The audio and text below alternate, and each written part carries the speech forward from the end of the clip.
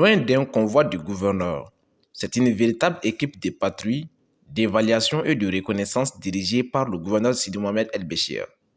Nous sommes sur l'axe Parou-Songobia sur la RN15, communément appelée route de Poisson, mais de nos jours elle est plutôt connue sous l'appellation route de la mort. C'est une première qu'un véhicule prenne cette route depuis le sabotage des deux ponts par les hommes armés. Le trajet n'est pas un long fleuve tranquille. Nous avançons à moins de 20 km à l'heure, car les embûches, il n'en manque pas. Ici, aux environs de Parou, un premier piège à mine soigneusement posé sur un passage obligatoire. L'équipe de déménage le détecte et le désamorce sans difficulté. Le danger est écarté et la progression se poursuit. Objectif, Parou-Songobia. À quelques kilomètres, un deuxième piège à mine détecté et désamorcé par les FAMA. Sur ce front, où les dangers se cachent à chaque tournant, dans chaque buisson, nos voyants soldats ont détecté et désamorcé avec bravoure 5 pièges à mine et un sixième par les hommes venus de Bankas, dans le but de préserver ainsi la vie des civils et de sécuriser la RN15. Le chef de l'exécutif régional, Sidi Mohamed El Béchir, engagé et déterminé face à l'ennemi, autant que les FAMA, s'entretient avec le chef de mission.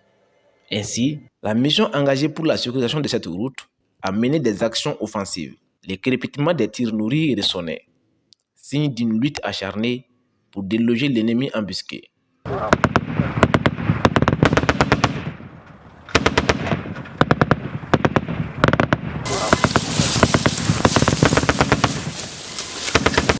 Comme vous pouvez le constater, la suite n'était pas facile à filmer. Nous sommes mis à un lieu sûr. Pendant ce temps, le bruit des armes lourdes ont donné un espoir à la population. On pouvait lire des messages de soutien aux femmes sur les réseaux sociaux. La flamme de l'espoir renaît à Badjangara et il serait dommage qu'elle s'éteinte. Alors le cri de cœur de la résiliente population est clair. Elle compte sur son armée et demande aux autorités de la permettre par tous les moyens de vivre en quiétude.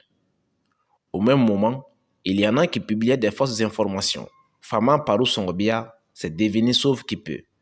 Alors que de notre position, déterminée à réinstaurer la stabilité pour la libre circulation des personnes et de leurs biens, l'on pouvait observer des soldats intrépides prêts à affronter tous les obstacles pour assurer la sécurité.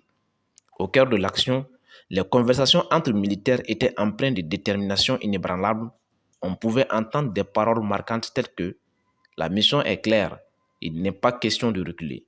Nous avançons, peu importe le prix. » Ces mots reflètent l'engagement indéfectible des femmes envers la protection de la population et la préservation de la paix. Avec bravoure, tous les obstacles sont surmontés. Objectif atteint, nous rentrons notamment à Bankas.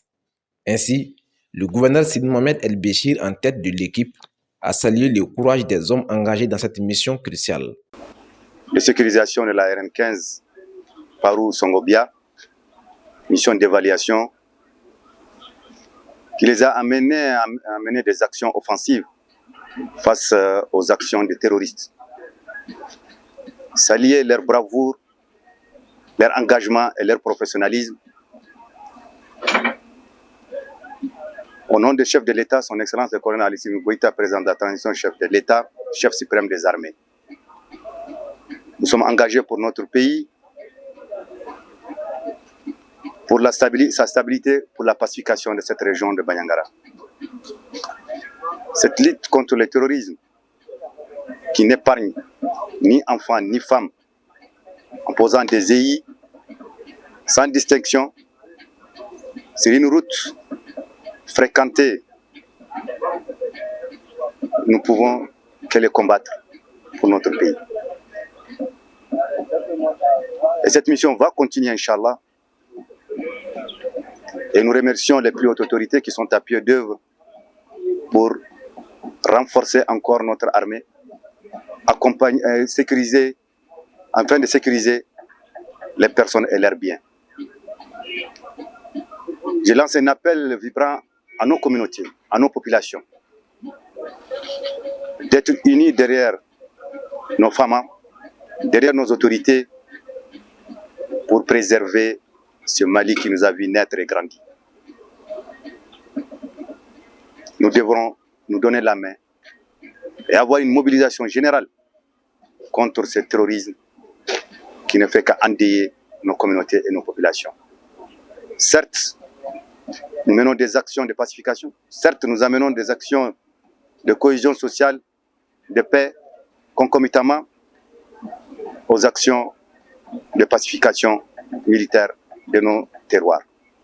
Je vous remercie. Qu'Allah nous préserve et préserve notre nation. Le chef de l'exécutif a également invité la population à rester unie derrière les femmes et les autorités pour préserver notre nation à travers des images poignantes. Nous rendons hommage à ces soldats intrépides qui, face à l'adversité, restent résolument en avant, défendant les valeurs et la souveraineté de notre nation. Nous osons croire que ces genres de missions seront continuelles pour le bonheur de la population. En attendant, la voie principale de la région est coupée et les prix du carburant grimpent à toute allure.